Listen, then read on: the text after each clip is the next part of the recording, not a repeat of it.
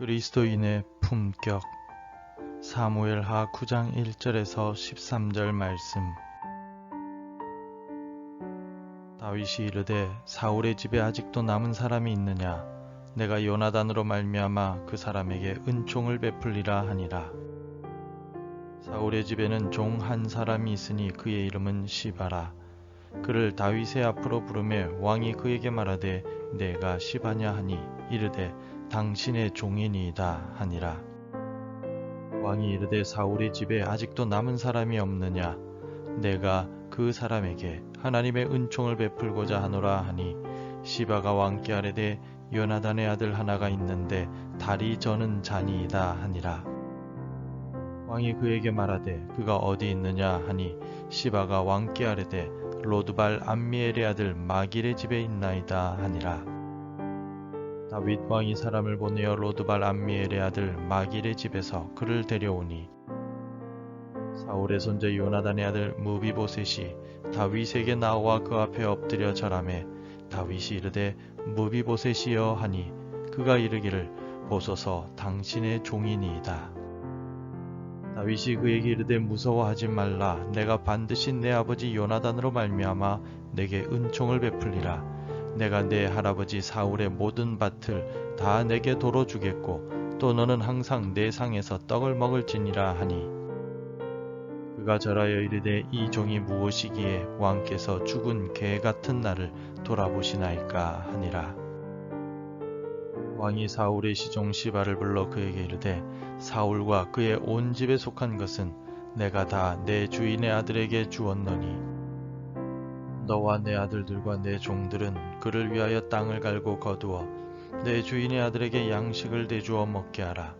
그러나 내 주인의 아들 무비보셋은 항상 내 상에서 떡을 먹으리라 하니라. 시바는 아들이 15명이요 종이 20명이라.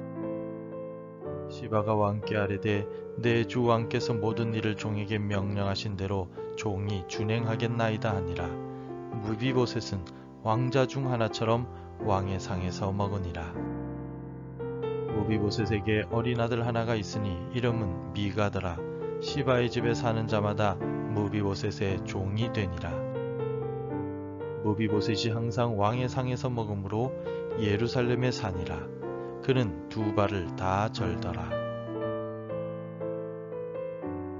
사람이 갖추고 있는 인격적인 가치나 위엄을 품격이라고 부릅니다. 사람의 지위나 인격에 따라 품격이 나타납니다. 통장에 돈이 많이 있다고 품격이 있는 사람이란 말하지 않습니다. 통장에 많이 있는 돈을 어떻게 쓰는가에 따라 품격 있는 사람인가 아니면 인색한 사람인가를 평가합니다. 할아버지와 할머니는 집안의 어른으로서의 품격을 지켜야 합니다. 부모는 자녀에 대하여 부모의 품격을 지켜야 합니다. 자녀들도 자녀로서의 기본적인 품격을 지킬 줄 알아야 합니다. 마찬가지로 그리스도인들도 그리스도인의 품격을 지켜야 합니다. 오늘 본문인 사무엘하 9장의 말씀은 이스라엘의 왕인 다윗의 왕으로서의 품격을 보여주고 있습니다. 하나님의 종이자 이스라엘의 왕으로서 다윗이 보여준 품격은 어떤 모습입니까? 먼저 다윗은 받은 은혜를 기억하는 품격을 가지고 있었습니다. 다윗은 나라가 안정되자 제일 먼저 사울의 집안에 남아있는 가족이 있는지를 찾습니다. 1절을 보십시오. 다윗이 이르되 사울의 집에 아직도 남은 사람이 있느냐? 내가 요나단으로 말미암아 그 사람에게 은총을 베풀리라 하니라. 아멘. 다윗은 요나단으로 인해 사울의 가족에게 은혜를 베풀겠다고 말합니다. 왜냐하면 사무엘상 20장 14절 15절에서 다윗과 요나단이 약속을 했기 때문입니다. 요나단은 이후에도 자신의 가족을 돌보아 달라고 다윗에게 요청했고 다윗은 그 약속을 기억하고 사울의 가족을 찾았던 것입니다. 특히 요나단은 다윗을 여러 번 변호하였고 그의 생명을 구해주기까지 했습니다. 다윗은 자신이 왕이 되고 모든 것이 형통할 때에도 자신이 받은 은혜를 기억하는 품격 있는 왕이었습니다. 그리스도인 역시 받은 은혜를 기억하는 품격을 가지고 있어야 합니다. 특히 그리스도인들은 예수 그리스도의 십자가 은혜를 기억하는 사람이며 그 기억에 감사하는 사람입니다. 우리에게 베풀어 주신 예수 그리스도의 십자가 은혜를 항상 기억하는 품격 있는 그리스도인이 됩시다. 또한 다윗은 받은 은혜를 갚아내는 품격이 있었습니다. 다윗은 요나단과의 약속을 기억하고 요나단의 아들 무비보셋을 찾았습니다. 그리고 요나단에게 받은 은혜를 무비보셋에게 갚았습니다. 7절을 함께 읽겠습니다. 다윗이 그에게 이르되 무서워하지 말라. 내가 반드시 내 아버지 요나단으로 말미암아 내게 은총을 베풀리라. 내가 내 할아버지 사울의 모든 밭을 다 내게 도로 주겠고 또 너는 항상 내 상에서 떡을 먹을지니라 하니. 다윗은 무비보셋이 혹시라도 남은 사울의 잔당들과 힘을 합해 반역을 일으킬까봐 두려워서 그를 제거하려 하지 않았습니다. 오히려 사울 집안의 모든 재산들을 무비보셋에게 돌려줍니다. 그리고 왕의 친구로서 또 자신의 아들들과 같은 위치로 두며 자신과 함께 같은 상에서 식사하는 귀빈으로 대접했습니다.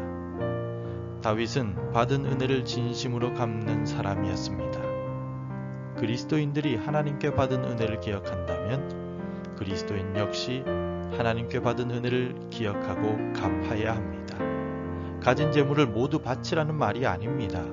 내 시간을 들여 하나님께 온전히 예배를 드리고 주의 말씀을 사모하여 묵상하며 기도에 힘쓰는 것을 말합니다. 자원하여 내가 가진 것을 하나님께 드릴 때 품격 있는 그리스도인이 될 수 있습니다. 성도 여러분, 다윗은 나라의 안팎으로 더 이상 두려워할 존재가 없었습니다. 하나님께서 항상 이기게 하셨고 무엇을 하든지 형통하도록 복을 주셨습니다. 다윗의 후손이 대대에 이어 왕위에 앉게 해주시겠다고 하나님께서 약속하셨습니다. 더 이상 부족한 것이 없는 상황이었지만 다윗은 겸손하였습니다. 왜냐하면 하나님께서 자신에게 은혜를 베푸셨음을 항상 기억하고 있었기 때문입니다. 다윗의 품격은 바로 이와 같은 겸손한 생각과 겸손한 마음가짐에서부터 나왔습니다. 그리스도인의 품격도 그리스도인의 겸손한 생각과 마음가짐에서부터 나옵니다. 품격 있는 그리스도인이 되려면 어떻게 해야 하겠습니까? 먼저 우리는 십자가 은혜를 항상 기억해야 합니다. 우리가 그리스도인으로 불리는 이유는 예수님의 십자가 은혜 덕분입니다. 예수님의 은혜로 구원을 받았기 때문에 우리는 그리스도인이 되었기 때문입니다. 따라서 십자가 은혜를 항상 기억할 때 우리는 품격 있는 그리스도인이 될 수가 있습니다. 두 번째로는 거룩한 산제물이 되어야 품격 있는 그리스도인이 될 수 있습니다. 십자가 은혜를 기억하는 그리스도인은 하나님께서 기뻐하시는 거룩한 산제물이 되어야 합니다. 우리의 삶을 들여 하나님께서 기뻐하시는 온전한 예배를 드리며 거룩한 삶을 살아가야 합니다. 하나님을 사랑하고 이웃을 사랑하는 것이 하나님께서 기뻐하시는 거룩한 산제물의 삶입니다. 거룩한 산제물이 될 때 우리는 그리스도인의 품격을 드러낼 수 있습니다. 오늘 우리도 다윗처럼 은혜를 기억하고 갚는 품격 있는 그리스도인이 되길 바랍니다. 십자가 은혜를 기억하고 거룩한 산제물이 되어 하나님 사랑, 이웃 사랑을 실천합시다. 그리할 때 우리는 오늘 하루 품격 있는 그리스도인으로서의 삶을 살아갈 수 있을 것입니다. 기도하겠습니다. 우리에게 베풀어 주신 예수님의 십자가 사랑에 감사드립니다.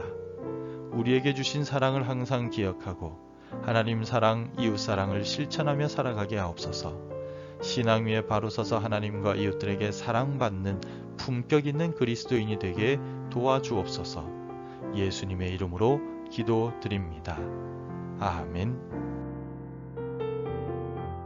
계속해서 함께 기도해 주시기 바랍니다. 십자가 사랑을 기억하고 감사하는 그리스도인이 되게 하소서. 우리의 언행 속에서 그리스도의 향기가 나타나게 하소서. 우리나라를 회복시켜 주시고 교회가 깨어 기도하게 하소서. 복음 전해야 할 한 사람이 생각나게 하소서. 오늘도 말씀대로 살아가며 열매 맺는 하루가 되시기를 축복합니다.